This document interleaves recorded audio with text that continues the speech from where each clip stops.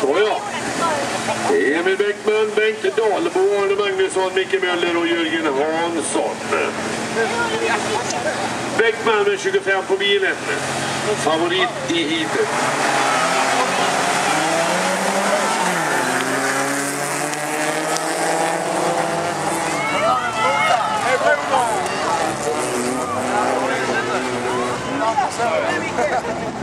Där åker han fort.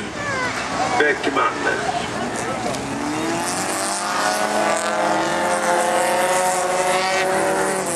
Emil Bäckman, Tomelilla, alltså han plockar upp 23 poäng. Han är ledningen, här åker han fort. Riktigt fort. Micke Möller på andra. Vi går ut i alternativet. Då har vi en ny andra gubbe, Jörgen Hansson.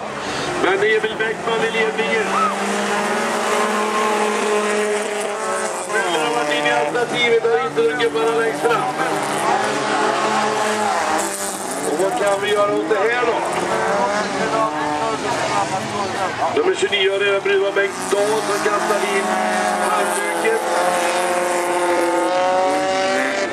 Bäckman ledningen. Emil Bäckman. Jag tror Micke Möller blir farlig här. Så Micke Möller har varit in i alternativet. Det går faktiskt även Jörgen Hansson in, men det har inte Emil Bäckman gjort. Så nu är det Micke Möller som har chansen. Emil Bäckman. Emil Bäckman drar ifrån det. Upp för backen. Nu åker han ut Emil. Det bromsar han innan ganska hårt. Ja, jag tror Emil, men han vet att han har Möller bakom sig. Och Bäckman måste in i alternativet. Ja, Bäckman är fortfarande ledningen. Men nu måste han in i alternativet. Och vad gör Möller? Han behöver inte det.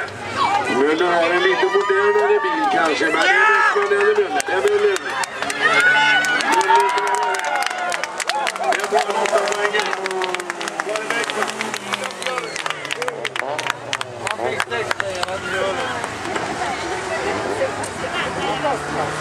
Och även nummer 22.